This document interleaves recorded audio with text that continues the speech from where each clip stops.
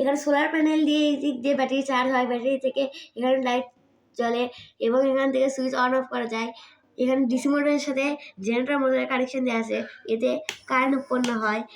এখানে ওই ব্যাটারি থেকে কানেকশন এসে ফ্যানের সাথে যুক্ত হয়েছে, এতে ডিসি মোটরের সাথে ফ্যান চলছে। এতে ভেতরে লাইট রয়েছে, সে লাইটটি জ্বলছে এবং এটিতে পানি চলাচল করে। যেমন